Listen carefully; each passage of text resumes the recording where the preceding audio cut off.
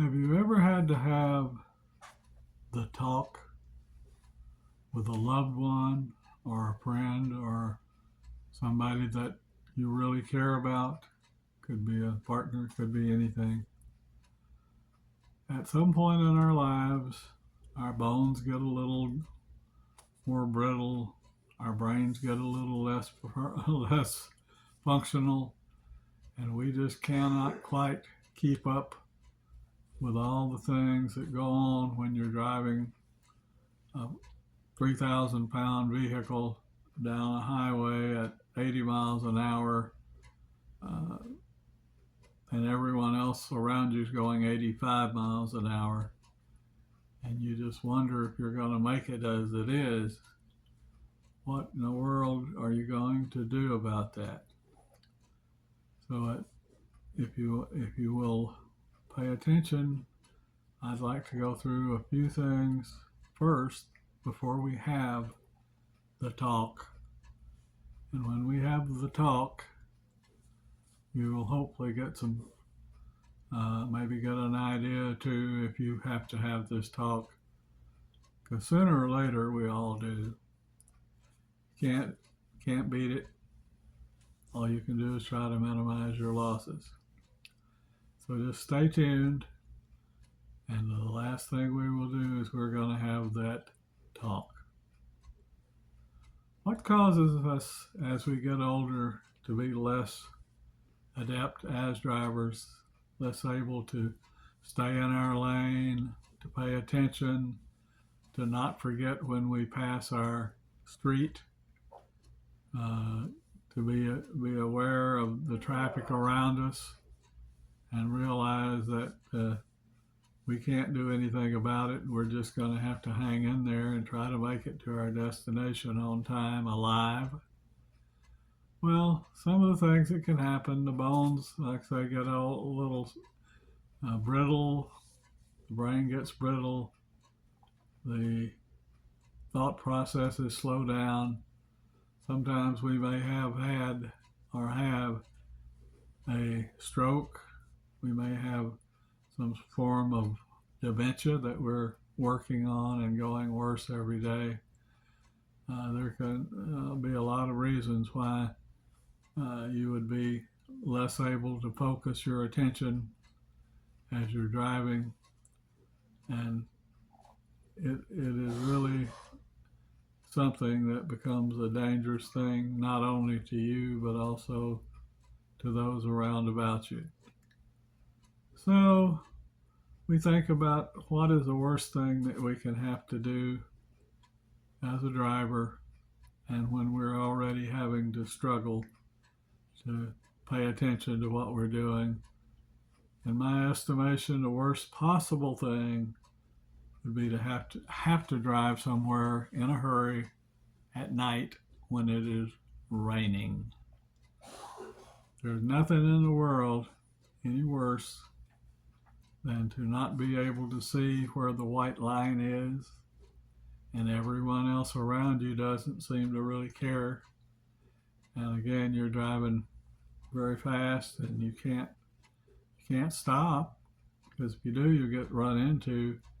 And if you don't get off the road in a hurry, if you don't get on to your destination, you may be sleeping in the car or something.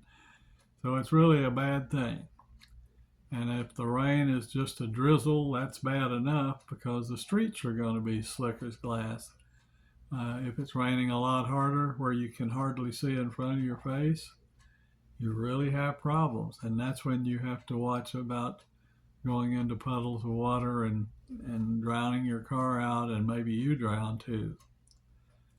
So if we're going to have to drive at night, there's some things that we can do to try to even the odds a little bit. You can dim down your dash lights. You can try to not stare directly into oncoming headlights, and especially the new ones that are so bright that you cannot do anything but just get fixated. But if you don't clean your glasses, or clean your windshield and your glasses, and make sure that if there's anything that's in your way, or if there's someone sitting next to you who wants to jabber, you just have to tell them, hey, till we get where we're going, button up the lip. And it's nothing personal, but you just have to do that. Sometimes people get at night having problems caused by cataracts, which are thin films that go across the eyelid, and it's like looking through a dirty window trying to see at night, especially when you're hit in the face with these oncoming headlights. So we have to learn that there's times that we would be better off to stay at home. And if we cannot do that, then we need to make sure that we are going somewhere that we have been before, perhaps, that we know that there is a well-marked path where you can see the lines and know that you're on your side of the road and not on somebody else's side of the road. Those are things, and you can't judge distance very well at night anyway. And those little 6-inch high curves that you run over that threaten to puncture your tire or wreck your car are things that we try to avoid. But if you've never been there before, especially, it can be very dangerous. One of the things I've noticed about my driving at night or any other time is that if the seat that I'm sitting in, if the bucket seat is not up high enough, all I can do is just see over the hood far enough to try to stay out of trouble. But again, when you're running up on these little curbs and things, especially in a strange place, it's really hard to do. So we have to take it in stride, and as we get older, we certainly should have had a lot more experience driving, and we know that we knew how to drive, but all of a sudden people around you start saying, are you leaving again? Maybe it would be better that you wait until your son or daughter's here and they can take you.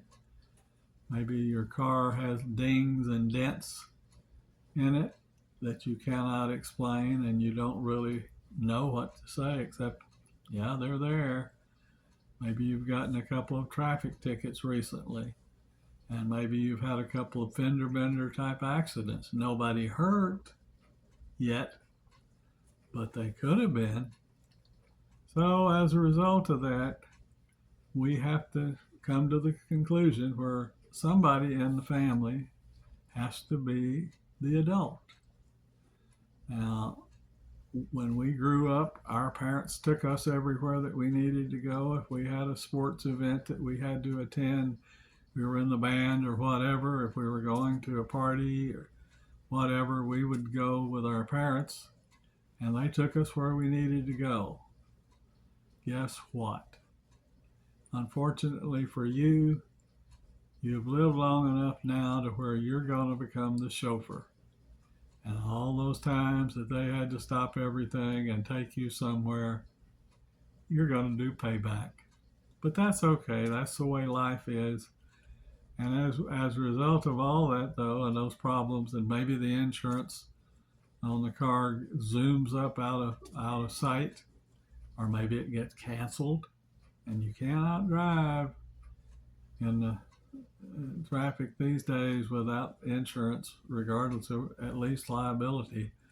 So even if your car is not going to get fixed, somebody else's might, or if somebody else gets hurt, they can go to the hospital and have treatment that they need. And sooner or later, you're going to wind up one way or another, you'll pay the insurance company, or you'll pay for some stuff that people have problems with. But that's part of life. So as you come down to that point where you realize that this is a never-ending thing and it's not getting any better, it's actually getting worse by the day, it seems, and your grandma or grandpa is really struggling just to remain independent. We all like to remain independent, but at some point in time, as their child or as their friend or whatever, it may become time to have the talk. The talk is something that we hear in various different ways, but in this particular case, Grandma, Grandpa, whoever, I love you a lot, and I appreciate all the things you've done for me to help me to get this far in life.